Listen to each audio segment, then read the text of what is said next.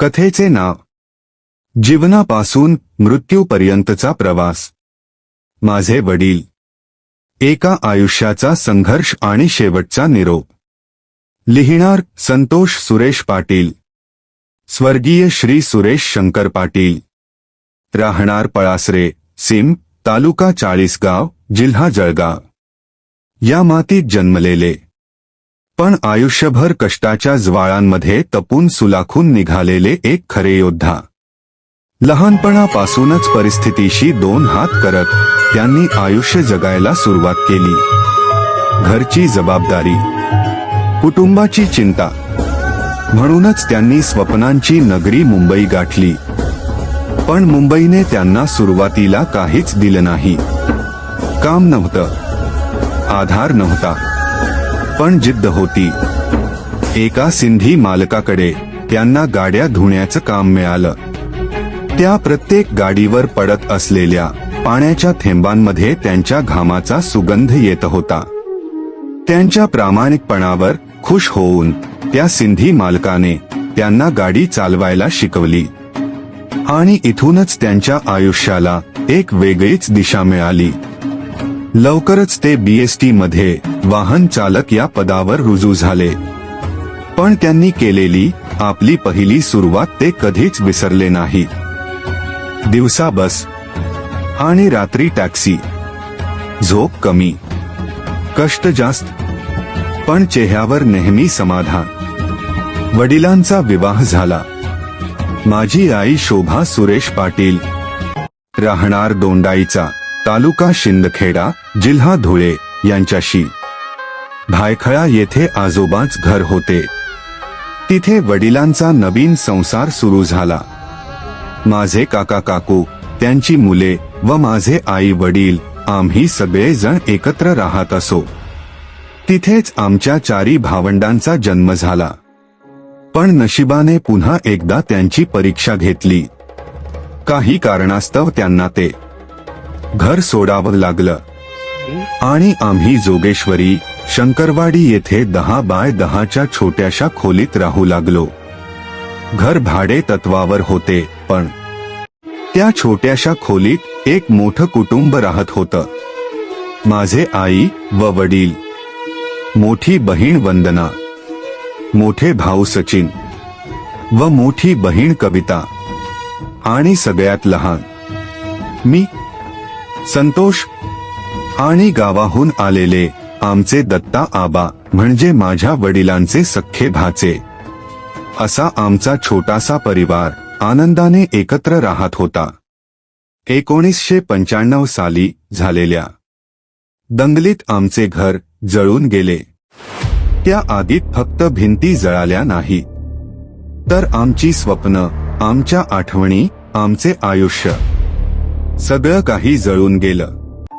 पण माझे वडील हार मानणारे नव्हते.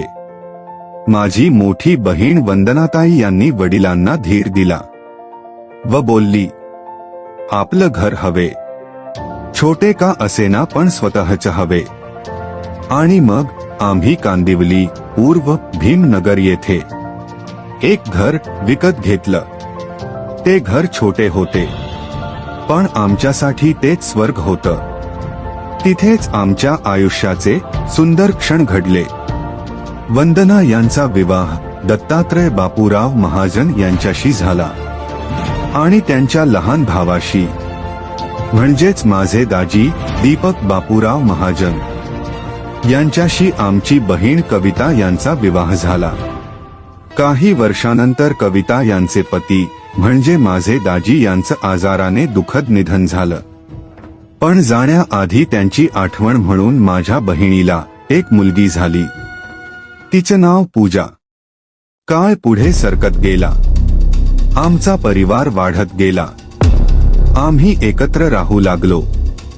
आई शोभा व वडील सुरेश, मोठे भाऊ सचिन व त्यांची पत्नी निर्मला, त्यांची 2 मुलं लक्ष्मी आणि प्रथम, तसेच मी संतोष आणि माझी पत्नी दीपमाला, आणि माझी 2 मुलं नकुलेश आणि भूषण.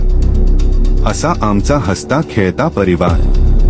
एके दिवशी वडिलांना त्यांच्या कामावर हृदय विकाराचा पहिला झटका आला, पण त्यांनी ही गोष्ट कुणालाच कळू दिली नाही, अगदी आईला सुद्धा नाही. उलट मन घट्ट करून त्यांनी आमच्या उज्ज्वल भविष्यासाठी आम्हाला स्वावलंबनपणाने कसं जगावं हे शिकवलं. म्हणून त्यांनी मला आणि माझ्या मोठ्या भावाला कामाचे कारण देऊन वेगळं केलं आणि कल्याण येथे राहायला पाठवलं. ते स्वतः आतून तुटत होते, पण आमच्या उज्ज्वल भविष्यासाठी ते खूप कठोर झाले. दर रविवारी ते आम्हाला भेटायला यायचे. गणपतीमध्ये आम्ही सगळे जण कांदिवलीला यायचो. ते 10 दिवस खूप आनंदात जायचे. गणपती विसर्जन झाल्यानंतर आम्ही कल्याणला परत जाण्यास निघालो. तेव्हा मी त्यांच्या डोळ्यात अश्रू पाहिले. डोळे पाणावलेले, उदास चेहरा. ते अश्रू आमच्याबद्दल दुराव्याचे होते. मी त्यांना विचारलं, मी इथेच राहू का? पण त्यांनी मान डोलावून स्पष्ट नकार दिला, कारण त्यांना आमचं भलं हवं होतं. कल्याण येथे एका रिअल इस्टेट ऑफिसमध्ये काम करून तसेच राहिलेल्या वेळेमध्ये रुक्मिणीबाई हॉस्पिटल येथे असलेल्या मेडिकल ऑफिसर सौ सुषमाताई बसवंत यांच्याकडे ड्रायव्हर म्हणून कामावर होतो. आणि माझे भाऊ सचिन पाटील हे बृहन्मुंबई महानगरपालिका मध्ये पाणी खात्यात कार्यरत होते. बऱ्याच दिवसांनी माझे आई व वडील हे दोघेजण आम्हाला भेटण्यास घरी आले. गावी लग्न असल्यामुळे त्यांनी मला व दाजींना गावी येण्यास सांगितले. जास्त काम नसल्यामुळे मी व दाजींचा आम्ही सर्वजण गावी जाण्यास तयार झालो. मी, माझी पत्नी दीपमाला, मुलगा नकुलेश व भूषण, दत्ता आबा व त्यांची पत्नी वंदना, त्यांचा मुलगा सागर, मुलगी सरिता व शीतल आणि माझे आई व बाबा असे आम्ही सर्वजण 2 ते 3 दिवसांसाठी गावी गेलो. कल्याणला येण्याची तयारी सुरू झाली. माझी पत्नी दीपमाला हिच्या मामांच्या घरी खंडोबा रायांचं जागरण गोंधळ असल्याकारणे त्यांनी आम्हाला आमंत्रित केलं. काय कुणास ठाऊक, ते आमंत्रण मिळाल्यानंतर माझे वडील खूप खुश झाले. त्यांच्या चेहऱ्यावर एक वेगळाच आनंद झळकू लागला. त्यांनी आम्हा सर्वांना एक दिवस अजून राहण्यास तयार केले. सगळा कार्यक्रम झाल्यानंतर आम्ही कल्याणला येण्यासाठी 1 एप्रिल 2012 रोजी पहाटे 7 वाजता निघालो. वाटेतच चाळीसगाव येथे असलेल्या मिठाईच्या दुकानातून वडिलांनी पेढे विकत घेतले आणि रात्री आम्ही ठीक 9 वाजता कल्याणला पोहोचलो. माझी बहीण कविता यांनी सगळ्यांचा स्वयंपाक तयार करून ठेवला होता. आम्ही सर्वजण अंघोळ करून फ्रेश झालो.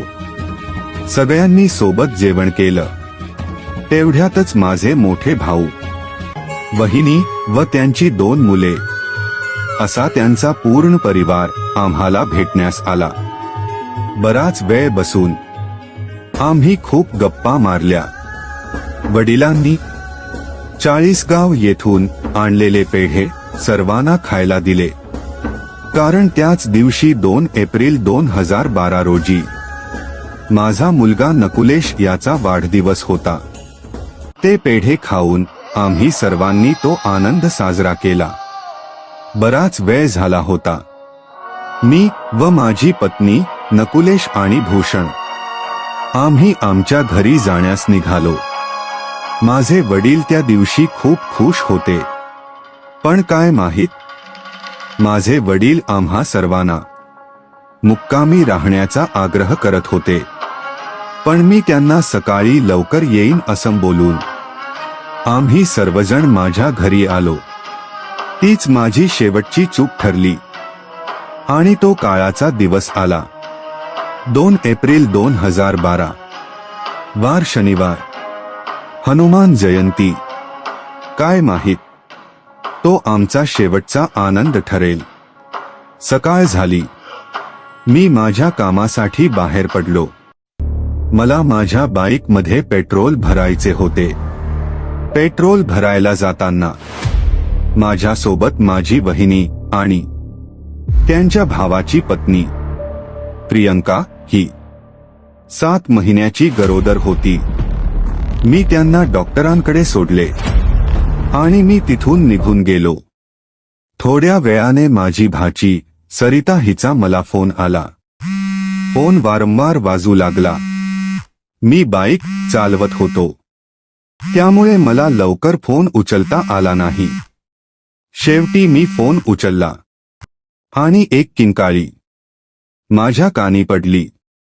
रडण्याचा आवाज येऊ लागला. संतोष मामा, नाना बाबा पडले. श्वास घेत नाही, तू लवकर घरी ये, असा कर्कश आवाज माझ्या कानी पडला. मी घाबरलो. त्या क्षणी माझं आयुष्य थांबलं. पण पेट्रोल नसल्यामुळे माझी बाईक मध्येच बंद पडली. पेट्रोल संपलं. मी बाईक मध्येच टाकून धावत घरी सुटलो. वाटेतच माझं ऑफिस होतं. माझ्या ऑफिस शेजारी डॉक्टर वाळुंजकर मॅडम यांचे क्लिनिक होते. मी धावत पळत त्यांच्याकडे पोहोचलो व घडलेली सगळी हकीकत त्यांना सांगितली. ते लगेच माझ्यासोबत माझ्या बहिणीच्या घरी येण्यास तयार झाले. मी व डॉक्टर मॅडम माझ्या बहिणीच्या बिल्डिंग जवळ पोहोचलो. माझ्याच बहिणीच्या बिल्डिंग मधील तळ मजल्यावर राहणारे सुभाषचंद्रन अंकल हे त्यांच्या कारमध्ये वडिलांना घेऊन डॉक्टरकडे निघाले होते. गाडी लहान असल्यामुळे मला जाता आलं नाही. पण तोपर्यंत सुभाषचंद्रन अंकल हे माझ्या वडिलांना घेऊन कल्याण येथील तेलवणे हॉस्पिटलला पोहोचले. थोडाही वेळ घालवता सुभाषचंद्रनजी तिथून निघून कल्याण येथील शिवाजी चौकात असलेले शेलार हॉस्पिटल येथे वडिलांना घेऊन पोहोचले. तोपर्यंत फार उशीर झाला होता. माझ्या दाजींचे मित्र प्रमोद, ते कल्याण येथील स्थानिक रहिवासी होते. ते मदतीस आले. मी त्यांच्या कारमध्ये बसून शेलार हॉस्पिटलला पोहोचलो. डॉक्टरांशी भेटताच डॉक्टरांनी सांगितलं, तुमचे वडील आता या जगात नाही. त्या क्षणी मी आतून खचलो. पायाखालून जमीन निसटली. माझ्या मनामध्ये एक प्रकारचा भूकंप आला होता. पण खंबीर राहण्याशिवाय माझ्याकडे दुसरा पर्याय नव्हता. आईला सांगणं हा माझ्या आयुष्यातला सर्वात मोठा वाईट प्रसंग होता. माझी मामे बहीण ललिता ही त्यांच्या बहिणीला भेटण्यास कल्याण येथे आली होती. ललिताचा स्वभाव बोलायला फटकळ. त्या वाईट प्रसंगी मला तिचाच आधार होता. माझ्यासोबत माझी आई, मोठी बहीण वंदना आणि माझी मामे बहीण ललिता होती. डॉक्टरांनी प्रथम वडील गेल्याची बातमी मला दिली. आईला सांगण्याची हिंमत होत नव्हती, म्हणून मी ललिताला सांगितले. शेवटी ही बातमी माझ्या मोठ्या बहिणीच्या कानावर पडली. तिचीही हिंमत आईला सांगण्यास झाली नाही. आता माझ्याकडे कुठलाच पर्याय नव्हता. शेवटी मीच हिंमत करून आईच्या कानावर ही वाईट बातमी टाकली. सगळीकडे दुःखाचा प्रसंग ओढावला. सगळं वातावरण शांत झालं. रडारड सुरू झाली. या सगळ्या धावपळीत मी स्वतःला सावरून घेतलं व बाकीच्यांना घरी पाठवून दिले. नंतर डॉक्टरांची भेट घेतली. डॉक्टर वडिलांना घरी घेऊन जाण्यास खूप घाई करू लागले. काय करू सुचेना. आम्ही वडिलांना ॲम्ब्युलन्समध्ये घरी घेऊन निघालो. पण घरी जात असताना आम्ही वाटेमध्ये एका झाडाखाली थांबलो. घरी गेल्यावर घरच्यांना सांभाळणे फार कठीण होईल आणि पाहुणे मंडळी यायला कमीत कमी 10 ते 12 तास लागणार होते. त्यासाठी मी व माझ्या दाजींनी डॉक्टर बसवंत मॅडम यांच्याशी संपर्क साधून वडिलांना रुक्मिणीबाई हॉस्पिटल येथे ठेवण्याचे नक्की केले. डॉक्टर सुषमा बसवंत यांच्या गाडीवर ड्रायव्हर असल्यामुळे माझी रुक्मिणीबाई हॉस्पिटल येथे खूप जणांशी ओळख झाली होती. मग आम्ही वडिलांना घेऊन रुक्मिणीबाई हॉस्पिटलला पोहोचलो. तिथे राजू भाई म्हणून जे शवागृहात काम करीत होते त्यांना आम्ही भेटलो. त्यांनी आम्हाला खूप सहकार्य केले. प्रथम तपासणी म्हणून वडिलांची पूर्ण बॉडी, केसापासून पायाच्या बोटांपर्यंत माझ्या डोळ्यादेखत पूर्ण चेक केली. त्या थंड पडलेल्या शरीराकडे पाहून माझं मन तुटत होतं. कालपर्यंत बाबा, आज बॉडी. आम्ही बॉडी रुक्मिणीबाई हॉस्पिटलमध्ये ठेवली. कारण गावाहून नातेवाईक यायचे होते. घरी आलो. सगळीकडे रडण्याचा आवाज. आई, ताई, भाऊ सगळे तुटलेले. पण मी रडत नव्हतो. ते दृश्य बघवत नव्हते. शेवटी सगळ्यांच्या नजरा मलाच शोधत होत्या. मी नजर चुकवून एकटा एका खोलीत गेलो आणि माझा कंठ फुटला. मी ढसाढसा रडलो. माझ्या मागे वंदना ताई धावत आली. ती म्हणाली, माझ्या बारक्या भावाला हे सहन होणार नाही. हे तिला चांगलंच माहित होतं. व सगळे मला मिठी मारून रडू लागले. 3 एप्रिल 2012 रोजी मी, माझे दाजी आणि संतोष आप्पा आम्ही तिघेही शवागृहात गेलो. आबा आणि आप्पा त्यांच्या लाडक्या मामांना त्या अवस्थेत बघायला तयार नव्हते. शेवटी मीच मन घट्ट करून आत गेलो आणि वडिलांना शेवटचं पाहिलं. अंत्यसंस्कार झाले. सगळं संपलं. पण आमच्या आयुष्यातली पोकळी कधीच भरली नाही. सगळी विधी पूर्ण झाल्यावर हे सगळे अचानक कसे घडले यावर चर्चा सुरू झाली. गावावरून आल्यानंतर बाबा सकाळी लवकर उठले. चहा घेतला, पोह्याचा नाश्ता केला. नंतर ते अंघोळीला गेले. त्यांचा खोकलण्याचा आवाज आला. आईने आवाज दिल्यानंतर वडिलांनी कसा बसा दार उघडला. दार उघडताच ते समोर असलेल्या वॉश बेसिनच्या कॉकवर पडले. त्यांच्या डोक्याला जखम झाली. रक्त येऊ लागले. बाबा तसेच शांत पडून राहिले. माझ्या वडिलांचा जीवनापासून मृत्यूपर्यंतचा हा अखेरचा प्रवास आपल्याला कसा वाटला? आज मी पुन्हा कांदिवलीला आलो आईसोबत राहायला. कारण वडिलांची सेवा करता आली नाही. पण आईला कधीच एकटी सोडणार नाही. माझे वडील गेले, पण त्यांचा प्रत्येक श्वास, प्रत्येक शिकवण आजही आमच्यात जिवंत आहे. ही कथा ऐकताना जर डोळ्यात पाणी आलं असेल तर समजा माझे वडील तुमच्या मनात आजही जिवंत आहे.